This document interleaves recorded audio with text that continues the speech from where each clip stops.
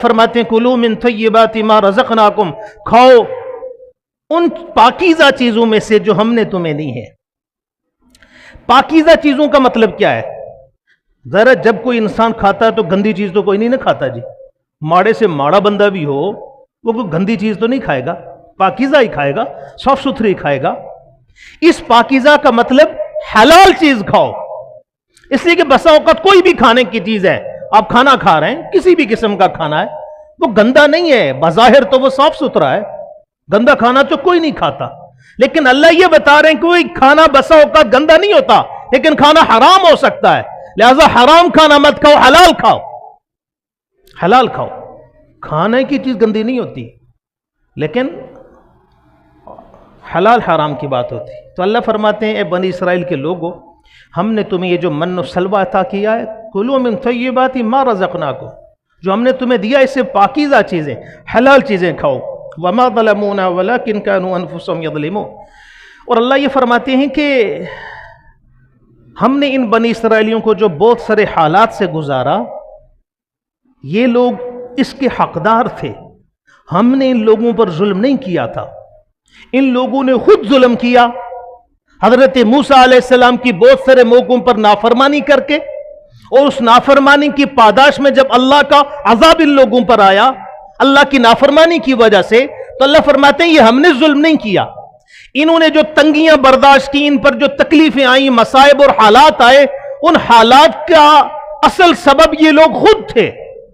اگر یہ بندے کے پتر بنے رہتے، انسان بن کر حضرت موسیٰ علیہ السلام کی کامل اتباع کرتے، تو یہ ان لوگوں کو یہ برے دن دیکھنے نہ پڑتے، لیکن انہوں نے بہت برے دن بھی دیکھے ہیں، اور ان کی وجہ کیا تھی؟ یہ لوگ خود ٹھیک نہیں تھے۔ وہ قرآن میں ہے نا کہ ان اللہ لا یغیر ما بقوم حتی یغیر ما بانفسہم، اللہ اس قوم کی حالت کبھی بھی نہیں بدلتے جو قوم خود بدلنے کا ارادہ نہ رکھے۔ تو ان لوگوں نے جان جان کر حضرت موسیٰ علیہ السلام، حضرت ہارون کی بہت سارے موقعوں پر نافرمانیاں کی، جس کے سبب ان لوگوں پر مختلف قسم کے عذابات آئے۔ اللہ فرماتے ہیں یہ ہم نے ظلم نہیں کیا۔ آج بھی اگر ہمارے اوپر جو حالات آ رہے ہیں، مصیبتیں آ رہی ہیں، بس اوقات بعض لوگ بہت پریشان ہو جاتے ہیں اپنے حالات کی وجہ سے، مصائب کی وجہ سے، تو ان مصائب کی ذمہ دار ہم خود ہیں، اس لیے کہ انسانوں کے جو اعمال ہیں، میرے اور آپ کے 24 گھنٹے کے جو اعمال ہیں، یہ اللہ کے حضور پیش ہو رہے ہیں۔ ہمارے اعمال آسمانی دنیا میں جاتے ہیں، پھر ان اعمال کے حساب سے اللہ حالات بھیجتے ہیں، اعمال کے حساب سے اللہ حالات بھیجتے ہیں۔ اگر آپ کے اچھے اعمال آسمانی دنیا میں اللہ کے سامنے پیش ہوں گے، اللہ حالات بھی اچھے لے کر آئے گا، لیکن ہاں کبھی کبھی آزمائش کے لیے بھی ہوتا ہے۔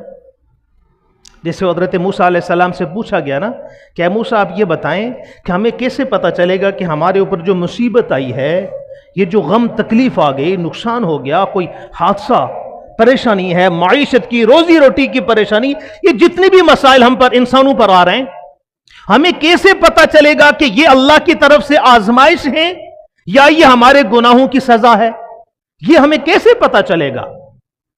تو حضرت موسیٰ علیہ السلام نے کہا کہ دیکھو، انسان کی زندگی کے جو مصائب اور پریشانیاں، حالات جو اسے اللہ کی طرف لے کر چلے جائیں، ان حالات میں وہ اللہ کی طرف رجوع کرے، سمجھ لو کہ یہ اللہ کی طرف سے آزمائش ہے۔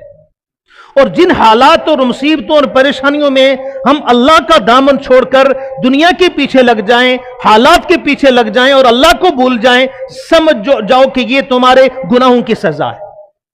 اتنی آسان سی بات ہے۔ ہر ایک انسان کے زندگی میں حالات آتے ہیں نا جی، ہمیں سے کوئی بھی ایسا جو کہے کہ مجھے پریشانی نہیں آتی، مجھے کوئی غم نہیں ہے، کوئی مسئلہ نہیں ہے۔ تو یہ جانچنے کا آسان طریقہ ہو گیا، بھئی اگر میں مصیبتوں اور حالات میں اللہ کا رخ کر رہا ہوں تو سمجھ لو کہ یہ اللہ کی طرف سے آزمائش۔ اگر ان مصیبتوں کے باوجود میں اللہ کی طرف نہیں آ رہا، میں اس کے رسول کے طریقے، دین، شریعت کی طرف نہیں آ رہا، اپنی مستی میں مست پر دنیا کے اندر گم ہوں، تو یہ میرے گناہوں کی سزا ہے۔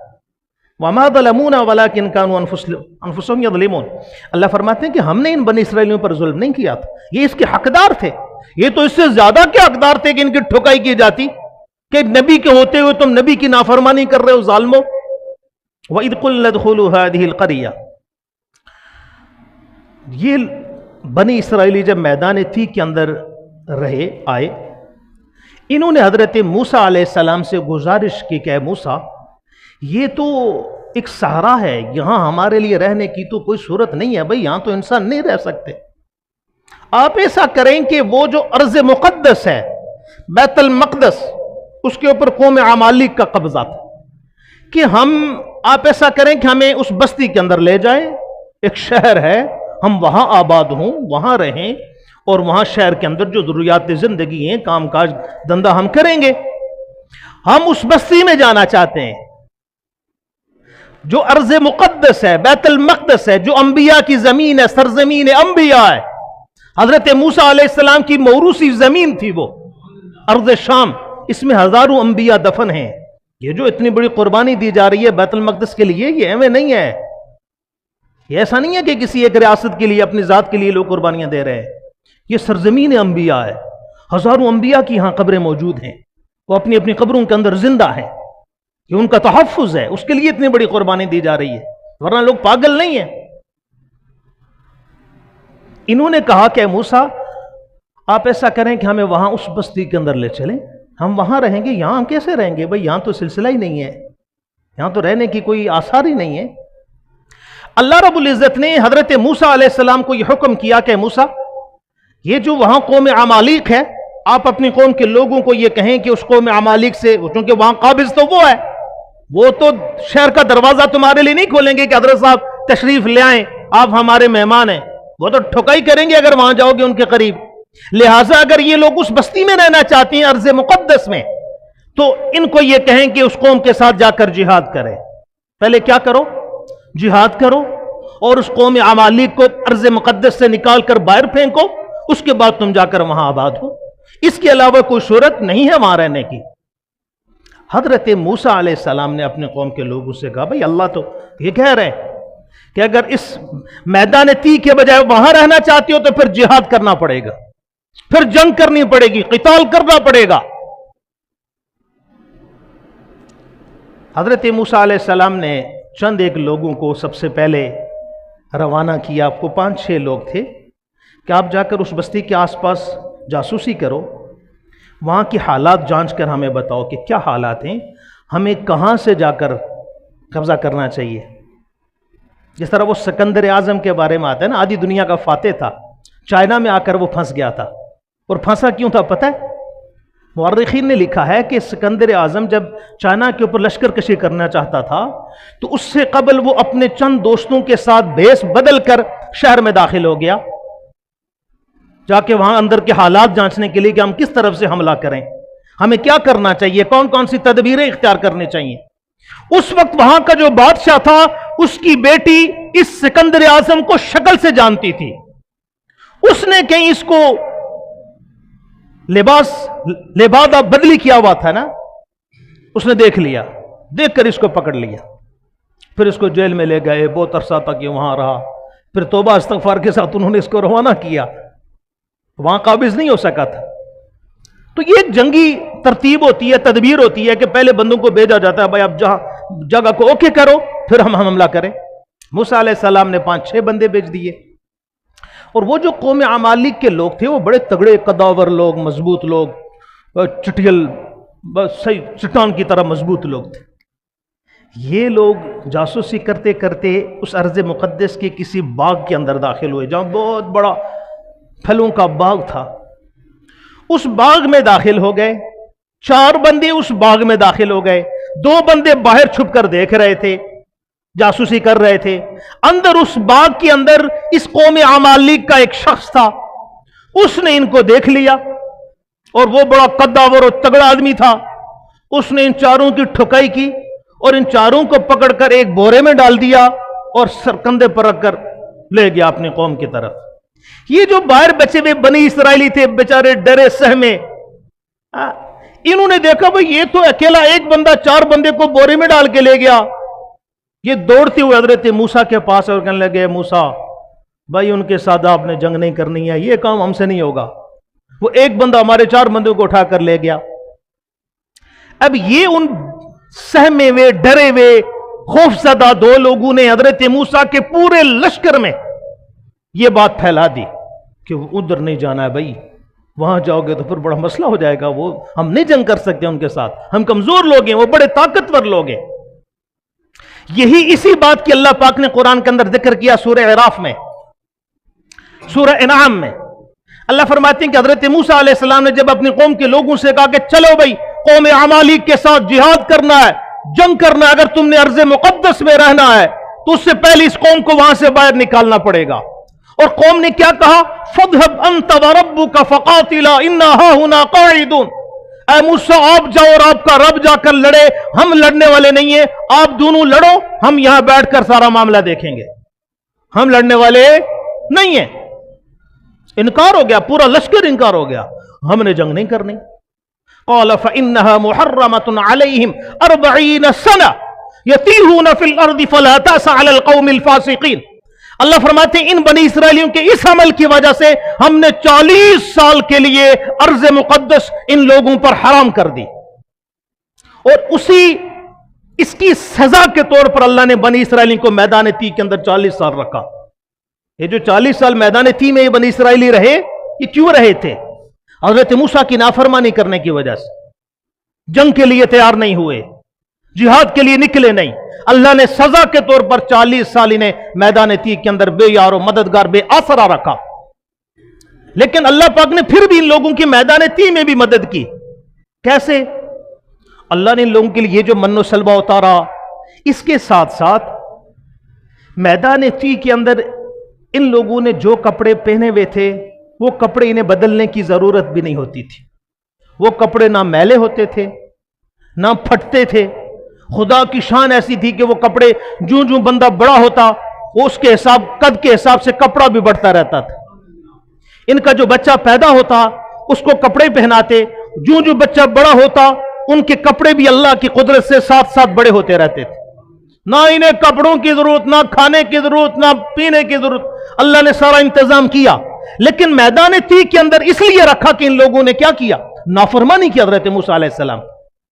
ایک طرف یہ ہیں اصحاب رسول، اصحاب موسیٰ، اگر ہم ان کا ان کا موازنہ کریں اصحاب رسول کے ساتھ، اللہ کے رسول صلی اللہ علیہ وسلم کے صحابہ کے ساتھ، ایک تو یہ اصحاب موسیٰ جو انکار ہو گئے، موسیٰ ہم لڑنے کے لیے تیار ہے نہیں ہے۔ ایک طرف اللہ کے رسول صلی اللہ علیہ وسلم کے صحابہ ہیں کہ بدر کے موقع پر جب مسلمانوں اور کفار کا لشکر قریب آمنے سامنے ہونے لگا، اللہ کے رسول صلی اللہ علیہ وسلم نے تمام صحابہ کو بٹھایا اور کہا کہ بھائی ہاں مشورہ دو، رائے دو، ہم کیا کریں؟ ابو جہل کے لشکر کے ساتھ لڑیں یا واپس مدینے چلے جائیں، کیا کریں؟ تو تمام لشکر میں سے حضرت مقداد رضی اللہ تعالیٰ عنہ کھڑے ہو گئے اور کہنے لگے یا رسول اللہ صلی اللہ علیہ وسلم، ہم قوم موسیٰ کی طرح نہیں ہیں جنہوں نے کہا تھا کہ فَاذْهَبْ أَنْتَ وَرَبُّكَ فَقَاتِلَا إِنَّ هَاهُنَا قَاعِدُونَ، اے موسیٰ آپ جاؤ اور آپ کا رب جا کر لڑے، ہم یہاں بیٹھنے والے ہیں۔ یا رسول اللہ میں سے نہیں ہیں، ہم یہ کہہ رہے ہیں کہ فَاذْهَبْ أَنْتَ وَرَبُّكَ وَنَحْنُ مَعَكَ قَاتِلَا، آپ جائیں، آپ کا رب جائے اور ہم بھی آپ کے ساتھ مل کر ان کفار کے ساتھ لڑیں گے، جنگ کریں گے، جہاد کریں گے۔ یہ رائے دی حضرت مقداد رضی اللہ تعالیٰ عنہ نے۔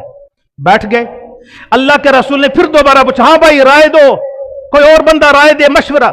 پھر حضرت مقداد کھڑے ہو گئے، انہوں نے پھر یہی رائے دی، بیٹھ گئے۔ اللہ کے رسول نے فرمایا ہاں بھائی کوئی اور رائے پیش کرے، کیا کرنا چاہیے؟ حضرت سعد بن معاذ رضی اللہ تعالیٰ عنہ صحابی رسول، انصاری صحابی ہیں، وہ کھڑے ہو گئے اور انہوں نے کہا یا رسول اللہ یہ میں آپ کو بتا رہا ہوں، تقابل کر رہا ہوں اصحاب موسیٰ اور اصحاب رسول سے، ان کے درمیان کیا تقابل ہے؟ زمین و آسمان کا فرق ہے ان دونوں میں۔ حضرت سعد بن معاذ کھڑے ہو گئے، کہنے لگے یا رسول اللہ صلی اللہ علیہ وسلم، ہم یہ سمجھ رہے تھے کہ جو مہاجرین ہیں وہ ہمارے جذبات کی ترجمانی کر رہے ہیں، لیکن ہمیں لگ رہا ہے کہ آپ ہم سے انصار سے ہماری رائے لینا چاہتے ہیں۔ یا رسول اللہ صلی اللہ علیہ وسلم اگر یہی بات ہے تو ہم یہ رائے دیتے ہیں کہ آمنا بکا، یا رسول اللہ ہم آپ پر ایمان لے کر آئے، وعلمنا قد جئت بالحق، اور ہم یہ بات جانتے ہیں کہ اللہ کے رسول آپ جو ہمارے پاس دین حق شریعت لے کر آئے وہ حق اور سچ ہے۔ یا رسول اللہ صلی اللہ علیہ وسلم صالح من شئتا، آپ جس سے ہماری صلح کریں گے ہم اس سے صلح کریں گے، تارک من شئتا، جس کو آپ کہیں گے کہ اس سے اپنا تعلق توڑ دو ہم اس سے اپنا تعلق توڑ دیں گے. یا رسول اللہ حارب من شئت، آپ جس سے ہماری جنگ کروائیں گے ہم اس کے ساتھ اپنی جنگ کریں گے. یا رسول اللہ اگر آپ یہ کہتے ہیں کہ ہم آگ کے سمندر میں کود جائیں گے، خدا کی قسم یا رسول اللہ ہم آپ کے کہنے کے ساتھ ہی آگ کے سمندر میں کود جائیں گے. یا رسول اللہ اگر آپ نے کہا کہ میرے صحابہ ان سواریوں پر بیٹھ کر ملک یمن کا رخ اختیار کرو، یا رسول اللہ اللہ کی قسم ہم اپنی سواریوں پر بیٹھ کر ملک یمن کی طرف لگائیں گے اور یمن کی سرحدوں تک پہنچنے سے قبل اپنے اہل و عیال کی طرف پیچھے مڑ کر نہیں دیکھیں گے. یا رسول اللہ ہماری ایک تاریخ ہے، ہم نے جہالیت کے زمانے میں بھی کبھی پیٹھ نہیں دکھائی. یا رسول اللہ اب تو ہم ایمان لا چکے ہیں، اب تو ہم مسلمان ہو چکے ہیں، ہم کبھی بھی اپنے دشمن کو پیٹھ نہیں دکھائیں گے. یا رسول اللہ ہماری تاریخ یہ ہے کہ ہم وہ لوگ نہیں ہیں جو اپنے پیٹھ پر زخم کھا کر اپنی ایڑیوں کو اپنے خون سے رنگین کرتے ہیں، بلکہ ہماری تاریخ یہ ہے کہ ہم وہ لوگ ہیں کہ جو اپنے سینے پر زخم کھا کر اپنے پاؤں کو اپنے لہو کی مہندی سے سجاتے ہیں. یا رسول اللہ آپ حکم کریں، آپ جو کہیں گے ہم وہ کریں گے، آپ اشارہ کریں، آپ کے اشارے پر ہم اپنی جانیں دیں گے. یا رسول اللہ صلی اللہ علیہ وسلم. حضرت سعد بن معاذ کی جو تقریر اللہ کے رسول نے سنی، آپ علیہ السلام کا چہرہ خوشی سے چمک گیا، آپ علیہ السلام بہت خوش ہوئے. یہ بتانے کا مقصد کیا ہے کہ ایک ہے اصحاب موسیٰ جنہوں نے حضرت موسیٰ ایک نبی کے ہوتے ہوئے کہا کہ آپ جاؤ جا کر جنگ کرو، ہم جنگ کرنے کے لیے تیار ہیں. اور اصحاب رسول کیا کہہ رہے ہیں؟ یا رسول اللہ سب کچھ قربان ہے، آپ اشارہ تو کریں. یہی وجہ ہے کہ اللہ رب العزت نے اصحاب رسول کو اصحاب موسیٰ پر تقدم اور فضیلت عطا کی. اور یہ بات بھی آپ کے ذہن میں رہے کہ اللہ رب العزت نے جس طرح ختم نبوت کا انتخاب خود کیا جناب رسول اللہ کے لیے، ایسے ہی اللہ رب العزت نے جناب رسول اللہ کی معیت کے لیے، آپ کی مدد کے لیے، آپ کی جانساری کے لیے، آپ کی حب داری کے لیے صحابہ کا انتخاب بھی اللہ نے کیا. اگر کائنات کا کوئی شخص کسی صحابی رسول پر انگلی اٹھاتا ہے، اس کی شان میں کوئی بدتمیزی یا گستاخی کرتا ہے، اس کا مطلب یہ ہے کہ وہ اللہ کے انتخاب پر انگلی اٹھاتا ہے. دنیا میں کسی انسان کی کیا مجال ہے کہ وہ اللہ کے انتخاب پر انگلی اٹھائے؟ صحابہ اللہ کا انتخاب ہے. اصحاب موسیٰ، اے موسیٰ آپ جائیں، ہم لڑنے والے نہیں ہیں. وَإِذْ قُلْنَا ادْخُلُوا هَٰذِهِ الْقَرْيَةَ، جب ہم نے کہا کہ اس بستی کے اندر داخل ہو جو ارض مقدس میں، فَكُلُوا مِنْهَا حَيْثُ شِئْتُمْ رَغَدًا، پر کھاؤ اس میں سے جہاں سے چاہو بڑی رغبت کے ساتھ. البتہ وَادْخُلُوا الْبَابَ سُجَّدًا، اس دروازے سے ارض مقدس کا جو مین گیٹ ہے، جب تم لوگ وہاں سے داخل ہوگے تو بڑی عاجزی کے ساتھ، انکساری کے ساتھ داخل ہونا ہے. وَقُولُوا حِطَّةٌ نَغْفِرْ لَكُمْ، اور ساتھ ساتھ اپنے گناہوں کی معافی بھی اللہ سے مانگنا ہے. خطاياكم نغفر لكم، ہم تمہاری خطائیں معاف کر دیں گے.